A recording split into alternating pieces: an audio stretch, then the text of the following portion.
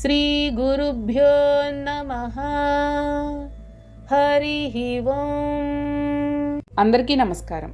భగవద్గీత 17వ అధ్యాయము శ్రద్ధాత్రయ విభాగ యోగము. భక్తి శ్రద్ధ అని మనం భగవద్గీతలో తరచూ వింటూనే ఉన్నాం కదా. ఒక పనిని ఏకాగ్రతతో ఆ పని నెరవేరాలి అనే ఏకైక లక్ష్యంతో చేయడం శ్రద్ధ అని స్థూలంగా చెప్పుకోవచ్చు. మనలో ఉన్న 3 గుణముల మాదిరి ఈ శ్రద్ధ కూడా 3 భాగాలు: సాత్విక శ్రద్ధ, రాజసిక శ్రద్ధ, తామసిక శ్రద్ధ. ఈ అధ్యాయంలో శ్రద్ధ గురించే కాకుండా ఇంకా ఇతర విషయాల గురించి కూడా చక్కగా వివరించాడు పరమాత్మ. మనం ఏ పని చేసినా శాస్త్రంలో చెప్పబడిన ప్రకారమే చేయాలి. శ్రద్ధతో, భక్తితో చేయాలి. ఈ 2 ఉంటేనే ఆ కార్యం సఫలమవుతుంది. కేవలం అమితమైన శ్రద్ధతో శాస్త్ర విరుద్ధంగా సంఘ విద్రోహకర కార్యాలు చేస్తే అటువంటి శ్రద్ధను ఏమంటారు? ఇదే ప్రశ్నను అర్జునుడు అడుగుతున్నాడు.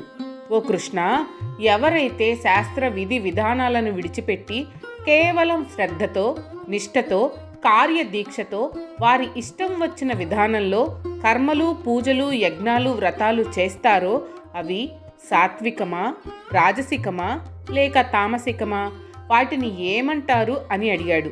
కృష్ణ, ఈ లోకంలో మానవులు ఎన్నో యజ్ఞయాగాలు, పూజలు, వ్రతాలు, వేదాలు శాస్త్రాలలో చెప్పిన మాదిరి భక్తి శ్రద్ధలతో, నిష్ఠతో చేస్తుంటారు. కానీ కొంతమందికి వేదాలతో కానీ శాస్త్రాలతో కానీ పరిచయం ఉండదు. వారికి శాస్త్రాలు చదివే అవకాశం, శాస్త్రాలలో చెప్పబడిన విధి విధానాలు తెలుసుకునే తెలివితేటలు ఉండవు. కారణం ఆ భాష రాకపోవడమో, చదివే అవకాశం లేకపోవడమో, లేక శాస్త్రాలు వారికి అందుబాటులో లేకపోవడమో, అదీకాక నిర్లక్ష్యమో ఏదైనా కారణం కావచ్చు. అటువంటి వారు శాస్త్రాలలో చెప్పబడిన విధి విధానాల ప్రకారం కాకుండా శాస్త్రంలో చెప్పబడిన విధి విధానాలను వదిలిపెట్టి తమకు తెలిసిన ఆచార వ్యవహారాలను బట్టి లేక పురోహితులు చెప్పినట్లు అమితమైన శ్రద్ధ, భక్తి, నిష్ఠలతో చేస్తుంటారు. అటువంటి వారి శ్రద్ధ ఎటువంటిది?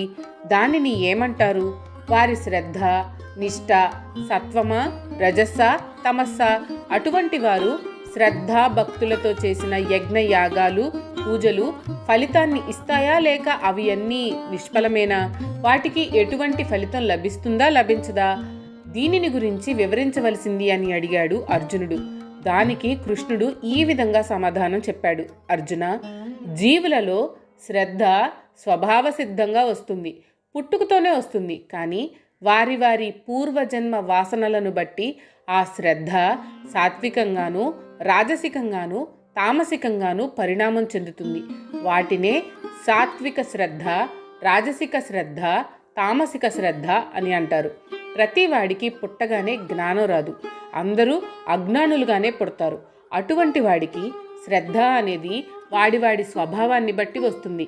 శ్రద్ధ మనసులో స్వభావ సిద్ధంగా ఉంటుంది. కానీ ఒకరు చెబితే వచ్చేది కాదు ఇది. అది పుట్టుకతో రావాలి, కానీ శాస్త్రాలు చదివి నేర్చుకుంటే వచ్చేది కాదు. ఒకడు అమిత నిర్లక్ష్యంగా ఉంటాడు, దూకుడుగా ఉంటాడు, ఎవరు చెప్పినా వినడు. మరొకడు అమితమైన వినయ విధేయతలతో ఉంటాడు. అటువంటి వారిని మనం చూస్తూనే ఉంటాం. ఇది స్వతహాగా వచ్చే గుణము అంటున్నాడు పరమాత్మ. మానవుడు ఎటువంటి శ్రద్ధ కలవాడో వాడి పూర్వజన్మ సంస్కారం నిర్ణయిస్తుంది. దాని ప్రకారమే ప్రవర్తిస్తాడు. అటువంటి శ్రద్ధలు 3 రకాలుగా విభజింపబడ్డాయి. వాటిని సాత్విక, రాజస, తామసిక శ్రద్ధలు అని అంటారు. ఓ అర్జున, ప్రతి జీవికి తన పూర్వజన్మ సంస్కారాలను అనుసరించి వారి వారి అంతఃకరణను అనుసరించి శ్రద్ధ ఉంటుంది. అటువంటి వాడిలో ఉన్న శ్రద్ధయే వాడి యొక్క స్వరూపం. వాడి అంతఃకరణను బట్టి ఎటువంటి శ్రద్ధ ఉంటుందో వాడి జీవితాంతం అటువంటి శ్రద్ధనే కలిగి ఉంటాడు. ప్రతి మానవుడిలోనూ మనస్సు, బుద్ధి, అహంకారము, చిత్తము అనేవి ఉంటాయి. ఈ 4 కలిపి అంతఃకరణ అంటారు. ఈ అంతఃకరణ ప్రతి జీవిలోనూ వాడి పూర్వజన్మ సంస్కారం వలన ఏర్పడుతుంది. ఆ అంతఃకరణను అనుసరించే వాడి జీవన విధానం నడుస్తూ ఉంటుంది. ఎవడు తన పూర్వజన్మ నుండి ఎటువంటి శ్రద్ధను, సంస్కారమును తెచ్చుకుంటాడో జీవితాంతం అటువంటి శ్రద్ధనే కలిగి ఉంటాడు. మనలో ఒక ఆచారం ఉంది. పసిబిడ్డ అన్నప్రాసన రోజున వాడిని బోర్లా పడుకోబెట్టి ఎదురుగా వివిధాలైన వస్తువులను, అనేక పుస్తకాలను కత్తి, ధనము, బంగారము, తినే వస్తువులు మొదలైనవి పెట్టి వాడు దేనిని పట్టుకుంటాడో అని గమనిస్తారు. వాడు ఏ వస్తువును పట్టుకుంటే వాడి స్వభావం అటువంటిది అని నిర్ణయిస్తారు. కాబట్టి మానవుడికి ఏ విషయం మీద శ్రద్ధ ఉంటుందో వాడి పుట్టుక, అంతఃకరణ నిర్ణయిస్తుంది. వాడి జీవితం అలాగే సాగుతుంది అనే విషయాన్ని ఈ ఆచారం వలన మనకు తెలుస్తుంది. మరి వాడు మారతాడా? వాడిలో పుట్టుకతో వచ్చిన శ్రద్ధ కాలానుగుణంగా మారుతుందా, మారే అవకాశం ఉందా అనేది ఇకపైన వివరించాడు పరమాత్మ. సాత్వికమైన శ్రద్ధ కలిగిన వారు సత్వగుణముతో కూడిన దేవతలను పూజిస్తారు. రజోగుణము కలవారు యక్షులను, రాక్షసులను అంటే తీవ్రమైన భయంకరమైన రూపాలు, స్వభావం కలిగిన మూర్తులను పూజిస్తారు. తమోగుణం కలిగిన వారు భూత, ప్రేత, పిశాచ గణాలను పూజిస్తారు. మానవులను వారి ప్రవర్తనను బట్టి వారి శ్రద్ధ నిర్ణయించవచ్చు. ఈ శ్రద్ధ అనేది పైకి కనిపించదు, అంతర్గతంగా ఉంటుంది. వారి వారి స్వభావము, వారి నడత, వారి ఆహారము, వారి మాట తీరు, వారు చదివే గ్రంథాలు, వారు పూజించే దేవతామూర్తులు, వారి వారి పూజా విధానాలు, వారు ఏ ఏ కోరికలతో ఆ పూజలు చేస్తున్నారు, ఇటువంటివి వారి శ్రద్ధను తెలియజేస్తాయి. ఇక్కడ కృష్ణ పరమాత్మ మానవులు పూజించే దేవతలు, వారి పూజా విధానం, పూజలు చేస్తూ వారు కోరుకునే కోరికల తీరు, వీటిని ఉదాహరణగా తీసుకున్నాడు. సాధారణంగా మన పెద్దలు దేవతామూర్తులను 3 రకాలుగా విభజించారు. కానీ శాస్త్రాల ప్రకారం అందరూ సత్వగుణ ప్రధానులైన దేవతలనే పూజించాలి అని బోధించారు. వీరు రాముడు, కృష్ణుడు, శివుడు, విష్ణువు, లక్ష్మి, సరస్వతి ఈ ప్రకారంగా సాత్వికమైన ఆకారాలను కలిగి మానవుని సత్వగుణ ప్రధానమైన కోరికలు తీర్చి వారిని ఉత్తమగతులకు తీసుకుని వెళ్లే దేవతామూర్తులు.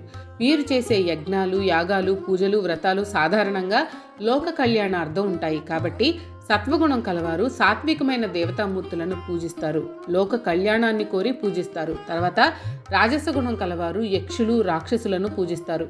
ఈ దేవతామూర్తులు కేవలం తమ ప్రాపంచిక సంబంధమైన కోరికలు తీర్చుకోవడానికే ఉపాసింపబడతారు. ఉదాహరణకు యక్షులకు అధిపతి కుబేరుడు, అంటే ధనమునకు అధిపతి. ధనము, దానితో తీరే కోరికల కొరకు చాలామంది కుబేరుడిని, ధనమునకు అధిపతి అయిన ధనలక్ష్మిని పూజిస్తారు. వీరిలో స్వార్థం ఎక్కువ. వీరు చేసే పూజలు లోక కళ్యాణం కొరకు కాకుండా తనకు లాభం కలగడం కొరకే చేస్తారు. సాధారణంగా ఈనాటి మానవులు చేసే పూజలన్నీ ఈ కోవకే చెందుతాయి. మనం సంకల్పంలో ధన, ధాన్య, పుత్ర, పౌత్రాభివృద్ధ్యర్థం, ఇష్ట కామ్యార్థ సిద్ధ్యర్థం అని చెప్పుకుంటాం. అంటే అన్నీ నాకే కావాలి అనే స్వార్థ భావనతోనే పూజలు, వ్రతాలు చేస్తుంటాం. అలాగే కొంతమంది రాక్షస ప్రవృత్తి కలిగిన దేవతామూర్తులను కూడా పూజిస్తారు. కాళీ, చండీ, భైరవి మొదలగు దేవతామూర్తులు, ఇంకా గ్రామ దేవతలు కూడా. వీరి కోరికలు ఇతరులకు హాని కలిగించే విధంగా ఉంటాయి. లోక వినాశం కొరకు శ్రద్ధతో పూజలు చేస్తారు. ఆయా దేవతలకు జంతు బలులు, నరబలులు కూడా సమర్పిస్తారు. ఇక తామసిక గుణం కలవారికి సాత్విక దేవతలంటే ఇష్టం ఉండదు. వారు భూత, ప్రేత, పిశాచాలను పూజిస్తారు. తమకు లాభం, దాంతోపాటు ఇతరులకు నష్టం కలిగే విధంగా పూజలు చేస్తారు. మరికొంతమంది తమకు లాభం కలగకపోయినా పర్వాలేదు, ఇతరులు బాధపడాలి, నష్టపోవాలి అనే ఉద్దేశ్యంతో ఇటువంటి తామసిక పూజలు చేస్తుంటారు.